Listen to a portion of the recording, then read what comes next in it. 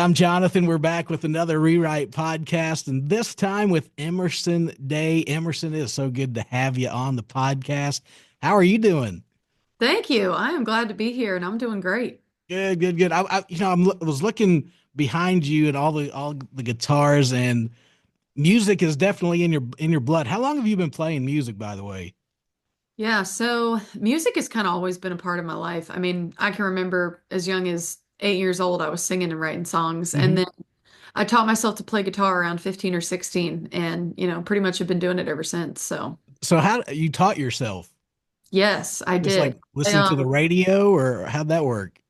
So this was when YouTube was, kind of an up and coming Yeah. thing at the time. And so I would just pick any song I wanted to play. I would search it, on YouTube and find somebody either that was playing it or had a tutorial or chords or something like that. And just slowly kind of put the pieces together. And it really is true. If you know about four chords, you can play about 100 songs. So I lived my life that way for a long time. And then eventually, just branched out and got a little better and a little better over time. Still not great, but we get by. So So who was your go-to? I mean, did you find someone you're like, okay, I can this person really has caught my attention, so I can learn well from their tutorials. Is there someone or just a bunch of different I ones? don't think so. It was just a bunch, honestly. Anything that, and it would always depend on the song too. Like Mhm. some people would cover it, some people wouldn't. So it just depends. But everything I do is by ear. I don't read music really at all. So if I knew four chords, but I didn't know how to play it, I could usually just move up the fretboard and find the key and then figure out, how to play in that position on the fretboard or yeah, put those four chords somewhere or with a capo or whatnot. So Yeah. between, my ear and YouTube, we got it done. Yeah. Here I am. Yeah. Yeah. That's cool. Tell me a little bit about yourself and just, your upbringing and your story, and the purpose behind the Rewrite podcast is we're just digging into stories of how we came to faith in Jesus. Yeah, go ahead. I'd love to hear it.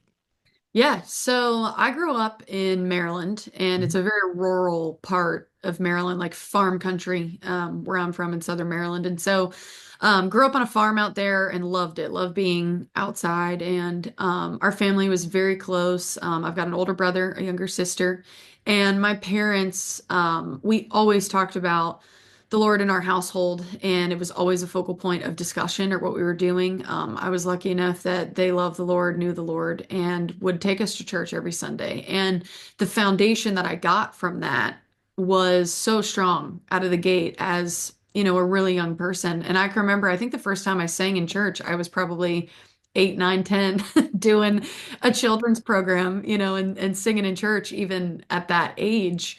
And even the songs that I was writing. So my mom kept all of my little songbooks from when I was a kid growing up, and even those were Christian songs. So it's just crazy how even at that age, I was so young and I was still writing songs about Jesus, which is really cool. You remember some of those songs that you sung in church? Because I remember those as well. Those Yeah. like back in the day. I'll probably date myself, but we had like kids praise back in the Oh yeah. day. And it was oh man, Yeah. I don't even want to butcher this podcast by me singing, but yeah, I Yeah. remember. I'll just say I remember. Yeah, yeah, yeah.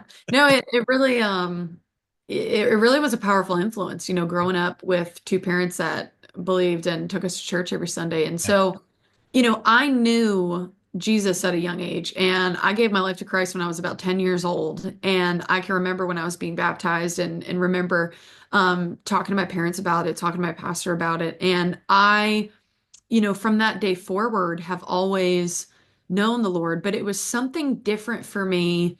When I graduated college and I got out on my own, I felt like I truly figured out who Jesus was to me, not just my parents' faith, but my faith. And so this whole music journey too is kind of where the two collide and meet in the middle here because I was really into sports growing up. I love lacrosse. That's like in Maryland, that's our football. That's like what we do. That's So, tough. That is um, like that's a tough sport. Yeah, it is. It is. And I loved it. That's what's so funny is like I ate that up. I loved that it was just, I don't know, kind of aggressive and fast paced and it was a contact sport and I just loved it. And I think part of that is because my brother played it. Yeah, yeah.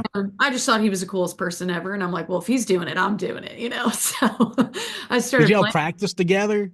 I mean, did Yeah. I mean, he was a lot older than me, so he yeah. was more of a coach than anything for me.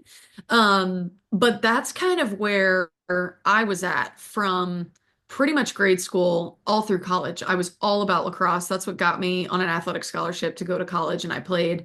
And I studied Homeland Security, believe it or not. Oh My my goodness. degree is in Homeland Security. Wow.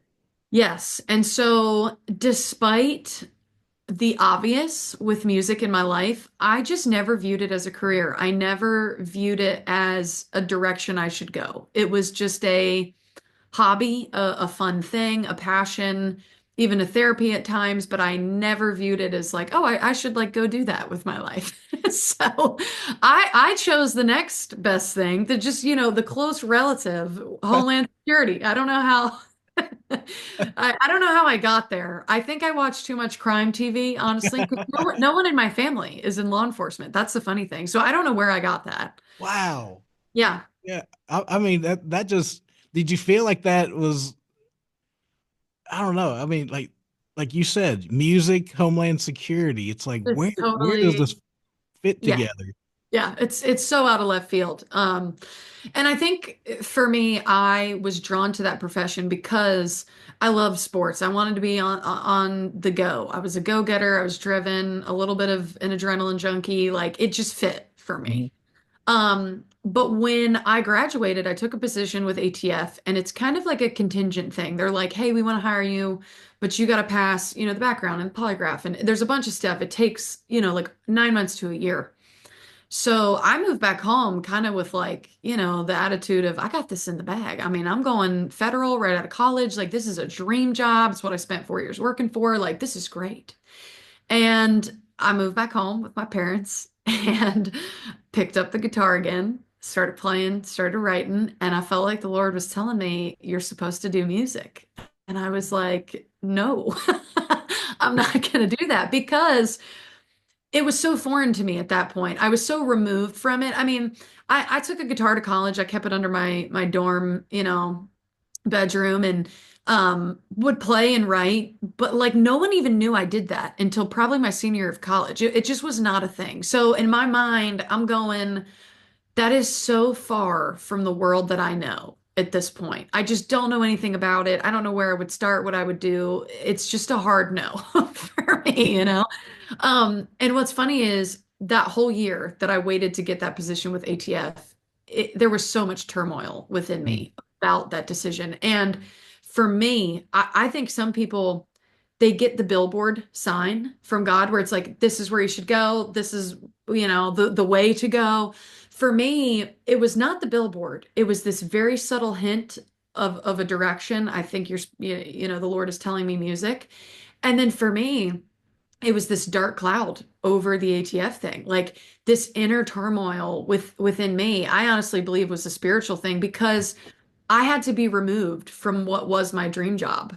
And I don't think I would have been able to let go of it if I didn't have just this battle within me. Like I felt so torn up about do I say yes and like okay, go do music or do I stay with everything I know? Like I just got an offer. My husband and I were newly married at the time. We just put an offer in on a new house. Like so many things, right? And I just couldn't wrap my head around, but that for me was actually how I knew it was the Lord, was just that lack of inner peace. Mhm. And so when they called me and they said, "Hey, you got the position, like we're ready for you to come to training," I turned them down right there on the phone. And the guy was like, "Look, I don't know what happened, but if you change your mind, like in a month, in a day, and like I can't fix this for you. Like if you are Wow. out, this Yeah. is done. Like, are you sure?" And I was like, "No, I'm not." But I really felt strongly that this is where the Lord wanted me, was in music. And so I said, "Yeah, I'm sure." And hung up the phone and just very firmly shut that door. Like I knew there was no going back to that. A part of me grieved that, but a part of me rejoiced Yeah. because the peace that I felt instantly after making that decision, I was like, okay, I know that this is right. This is where God wants me. Man, that's a great word. We just because I'm sure you run into folks at your concerts and you know people that you're having conversations with, and that is like the age old question: what is God's will for my life? You know, what Yeah, why do I exist? Why am I here? right. And I think what kind of, as you were saying that, um, God sometimes will show up in big ways, but a lot of times it's just that gentle persistence. Yeah, You know, just that, hey, here I right. about this, do this. There's where I want you to go and do and that sort of thing. It's that I totally understand that. And but like you're saying too, the grieving part of, Yeah, are you sure? Is this the right decision in the moment? And it's like, what do I do? But then you nailed it with the peace part. There's yes, right, confirmation. Okay, I'm right. with you in this. Absolutely. Yeah. And, after that, I pretty much just said, okay, I'll go do music. But I Mhm. didn't know the first thing about it. Like, what does that look like? What do I Yeah. go do now? And that's the first place truly that I went wrong, actually, in this is I got the assignment from God, but I didn't go back and ask for what the next step Mhm. was. And I just did what I thought would work. And so I started playing guitar more, I started writing more, and I started playing out, playing shows. And there were weeks where it was Thursday through Sunday. I was gigging out, playing whoever would let me. I mean, restaurants, bars, somebody's backyard pool party. Like if they wanted music and they would have me, I was there. And some things happened, a lot of growth happened, um, that I didn't even recognize at the time, but that was a 6 year journey of me pursuing music and really having no fruit from that. And so I got to the point where I thought, okay, like maybe I heard him wrong. I mean, maybe this is not, because I just thought something would have happened by now. I thought it would turn into something. And at the time, I was working at a gym on the side to support music, doing a bunch of odds and ends jobs. And the local church that we went to actually approached me and said, hey, would you be interested in becoming our worship director at the church? And I was like, again, something that I know nothing about. I mean, I go to church and I participate, Yeah, yeah. but I'm usually not the one facilitating or helping lead that. So I said yes, I started leading there. And it wasn't a short time after that where I just started to feel like I was struggling. I'm like, God, I am struggling and I need help. And I'm to the point where I'm not sure what to do anymore because you said music. I am trying to do music and it is not happening. And I was up on the stage one Sunday and I was leading, I can't even tell you what song it was. And it was the last song of the day, of the service. And somebody came forward and just knelt down at the altar. And then another person came and another person came. And it was that picture that it was like a lightning bolt. God used that to speak to me. And it was like, hey, it's not just music, it's Christian music. And I had this like, oh my gosh, like, of course it is, And I didn't see that because for the longest time I was pursuing country music because at the time, that's the world I was in. That's what I knew. I just stuck with that. I never went back and asked God, like, what is the next step? Where do you want me? And maybe I would have saved myself 6 years if I did. I don't know. But the funny thing is like part of that growth that happened during that time was also spiritual growth in me. Like that's where my faith, I really figured out, when the rubber meets the road Mhm. in the faith journey, so to speak, like that's kind of where you figure out, okay, who is Jesus to me? And that was the first season of life where I truly figured it out. And I always tell people this, that entire time I felt like I was just waiting on God the whole time. Mm. And he was waiting on me. That's the truth. And when I figured out, it's Christian music, I started pursuing that, never looked back. Doors just started opening. Like I can't even explain to you. And the timeline of things, that happened was so expedited. And that's just the thing. Like when God closes a door, it is closed. No one can open it. But Mhm. when he opens it, and nobody can shut it kind of a thing. And that was the experience for me. That's great. Yeah. I love that. So you look at today, you look at where God has led you to today. What do you look forward to now? What are maybe some dreams he's put in your heart now because you've experienced his faithfulness in his leading, his direction. Yeah. That stuff is special. Yeah. Because you've seen him walk with you through the highs and the lows and the hard times and all that, and then now it's like, okay, I've got some I've got some times where I can look over my shoulder now and be like, oh, Yeah. that's where you were leading me to where I am now. Right. There's something in you where he's like, all right, I'm knocking again, so here we go. Yeah. Is there anything like that or I think for me, I'm excited about the stuff that I can't see, that I don't even know Mhm, yet. For me, I have always been a big dreamer. I'm not gonna lie. Like I shoot for the stars pretty much mhm. in everything that I do. If I was playing lacrosse, I didn't want to just be good at it. I wanted to be like number one in the state. And then at the college level, I didn't want to just be a high goal scorer. I wanted to break records. Like I kind of just have this thing where You're driven. yeah, I'm like a big dreamer. And I think when I entered this world of music, part of that I was scared of. Like part of Mhm. me stifled that piece of me because it was just a different thing altogether. And I feel like that's actually wrong. The Lord wants us to dream big and have faith and believe for it because what he has for us is far greater than what we can imagine. And I am living proof of that because I can remember leading at that church and saying, you know what, God, I am happy with this. I will do music on this stage at this local church if this is where you want me, if this is where you have me. I will do that happily for the rest of my life. I am content with that. But there was something in my spirit that just felt like that wasn't it. But I couldn't even grasp what it would be.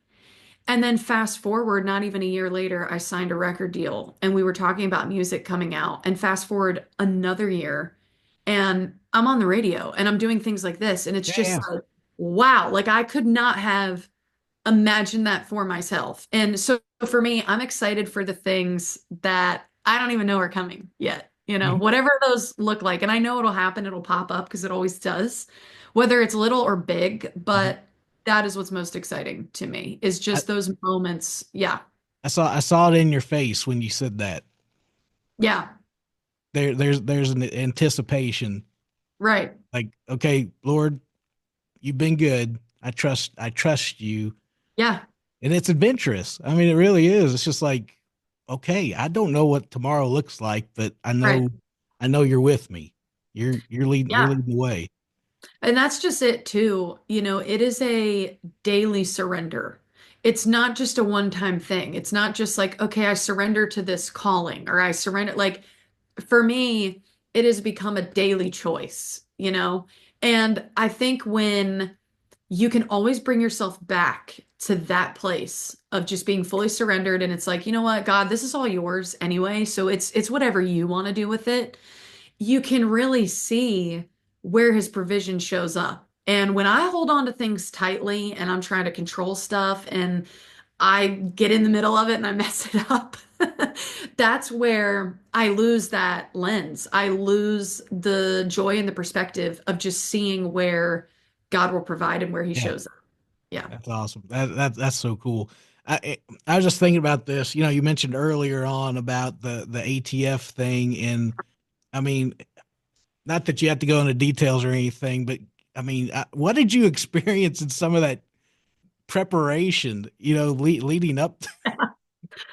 Yeah, I I know. It's just such a wild transition. yeah, Yeah, I mean that world, it's and what I would have been doing at the time, like what I was going for was a special agent position. And so it's in the field, it's field work. You're working cases of violent crime. yeah, Specifically what EPF does is alcohol, tobacco, firearms. sure, So a lot of what I did, even when I interned with them, I actually worked with the arson guy quite a bit in my internship position. And that was so cool to me. Like part of what I wanted my niche to be with them was I thought it'd be really cool to explore their like bomb tech arson kind of a thing. It's just something you're not really exposed to every day. So when I got to do it, I was like, wait, this is really cool. Like I'd love to learn more about that. But anyway, the prep for that is very similar to athletics. So it was a lot of physical fitness. Mhm. It was, doing things for time, doing things for reps, all of the physical side of it. And then two, it was, being able to shoot a firearm proficiently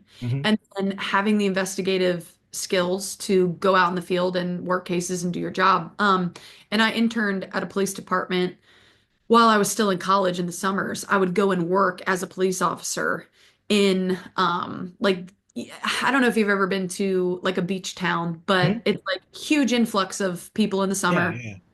less people during the rest of the year. Well, in the summer, they would hire so many officers literally just for those summer months because of so many people. So that was an opportunity that I did, but the preparation, the physical, the mental, have to be kind of on your toes at all times. But the part of it that did translate is the work ethic piece, because in those roles specifically, yes, you are with a team on the lacrosse field, but like you have to pull your own weight. Mhm. And yes, you are on a team in terms of like your unit or whatever you're doing in law enforcement, but there is so much pressure on the person, on the individual. And same thing with music. Like I have a team of people around me that support me and are a part of this ministry, but I have to have the work ethic and be dedicated enough to the craft that God has given me. Like I need to be a good steward of that. And so the discipline that I learned in those facets 100% translate to what I do in this facet. And it sounds crazy, but working on your craft, like writing songs every day, being a better guitar player, working on my voice, like vocally, so it's strong. There are so many things where I can see that God wasted nothing, even though the two did not go together. Nothing was wasted, and all of it, I can see where it's being used now. So you could provide security at your own show. Yeah.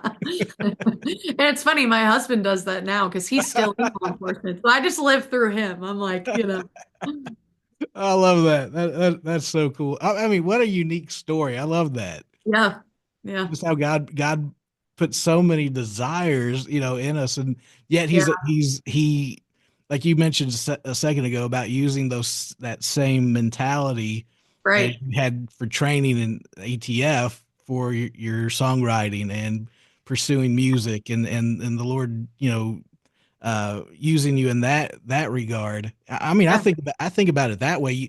It's like getting into the Word. You have to be yeah, disciplined to do that. You absolutely. can't just one day here and, well, 3 more days later I'll get to Yeah, it. It's like, okay, I just have to discipline myself to absolutely. stay focused in that. That's awesome. That's so cool. So Yeah. cool. Well, how can we pray for you? How can we pray for you moving forward? Yeah, no, I will take any and all prayers. Thank you. Thank you for that. But Sure. yeah, I think for us right now, it's just to remain in that place of all of what God is doing and seeing him show up and seeing him provide, because it's easy to see the ways where you feel like he's not. And, I just want to stay in the place of where I'm recognizing where he is, and just keeping out all that noise, just keeping the main thing, and why we're doing this, which is to share the gospel and the good news of Jesus through music. So like that would be greatly appreciated. And we've got some stuff coming up this summer that just for traveling mercies too. After you get through the first couple weeks, it starts to get, those flights feel longer and longer. So, that's always appreciated too. But yeah, thank you for that. Oh, that's so good. And I appreciate your time today. This has been really, really cool. Really, really just in intro when it comes to the stories. I Yeah. I think this is a first. I think this really is Oh a first wow. Okay. of where it comes to musician, and then the ATF. You'll have that forever. Yeah. That's the part of who you are now. Right. Right. And part of your Yeah. part of your story. And don't mess with Emerson. Just don't mess. Right. No, just Don't kidding. I love it. I love it.